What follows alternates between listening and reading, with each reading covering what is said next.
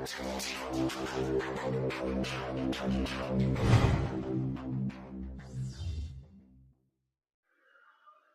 श्री राधे कृष्ण आत्मा। समाज में देखने में आता है कि ज्यादातर यानी 99.9% लोग परेशान हैं, दुखी हैं।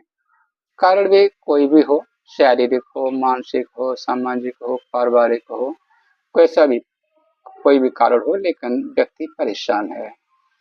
और ये देखते हैं कि समस्याएं आती हैं, चली जाती हैं, लेकिन शेष रह जाता है उसकी यादें, उसके संबंधित विचार। और ये विचार व्यक्ति को सुख क्या प्रदान करते होंगे, दुखी ज्यादा करते हैं। और उन्हीं को विचारों को व्यक्ति बार बार दोहराता रहता है और धीरे धीरे वो विचार अपना प्रबल हो जाते हैं और उनका फिर इतना प्रचंड वेग हो जाता है कि वो व्यक्ति उन विचारों में इतना उलझ जाता है कि उसे तनाव ही हो जाता है। और धीरे धीरे तनाव की स्थिति फिर उसे डिप्रेशन भी ले जाती है। और कभी कभी इन्हीं विचारों के कारण, इन टेंशन के कारण व्यक्ति में ब्लड प्रेशर है, हार्ट प्रॉब्लम है या डायबिटीज है, इस तरह की घातक बीमारियां में हो जाती हैं। तो आत्मन आज के वीडियो में बताना चाहूंगा कि इन विचारों को कैसे रोका जाए, कैसे इनसे छुटकारा पाया जाए। आत्मन, जब दिमाग में कोई विचार उठते हैं उनको नजरअंदाज कर दीजिए, उनको महत्व मत दीजिए।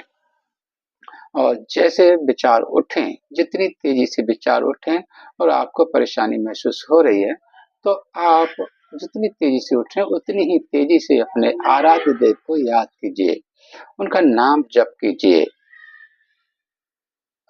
आराध्य देव को स्मरण करेंगे, उनका नाम जप करेंगे तो विचार का प्रभाव कम हो जाएगा। और ऐसे देख लीजिए, प्रैक्टिकली ऐसे देख सकते हैं कि माँ बेटे हैं और जैसे भीड़ है, बहुत जबरदस्त भीड़ है लोगों की, और भीड़ के कारण माँ से बच्चा छूटना ही चाहता है, यानी छूट ही रहा है। तो लेकिन बच्चे अपनी माँ को मजबूती से पकड़ लेता है और माँ भी बच्चे को मजबूती से पकड़ लेती है, छूट नहीं देती। फिर भीड़ का बहाव खत्म हो जाता है और फिर ठीक हो जाता है, सारा नॉर्मल हो जाता है। इसी प्रकार आत्मन, जब विचारों की आंधी आती है, उस समय जितनी तेजी से आंधी आ रही है उतनी ही तेजी से अपने आराध्य देव को याद कीजिए। जैसे आपके आराध्य देव कृष्ण हैं तो पुकारिए, कृष्ण कृष्ण मेरी रक्षा कीजिए, कृष्ण कृष्ण, जितना हो उतना आप कृष्ण पुकारिए। तो आप देखेंगे चमत्कारिक रूप से को आपके जो विचार आपके जो हावी हो रहे थे वो कमजोर पड़ जाएंगे, शिथिल हो जाएंगे और धीरे धीरे वो शांत हो जाएंगे। और अगर आपने मजबूती से भगवान का नाम पकड़ लिया, उनका आश्रय ले लिया, तो कोई समय ऐसा आएगा कि ये विचार, इस तरह के विचार आने ही खत्म हो जाएंगे और फिर आपका स्वभाव बन जाएगा कि इनको बिल्कुल महत्व नहीं देंगे। उस समय देखेंगे कि आप एकदम सुखी होंगे। आत्मन, प्रयास कीजिए और अपने जीवन में सुख का आवाहन कीजिए, आप सुखी रहेंगे।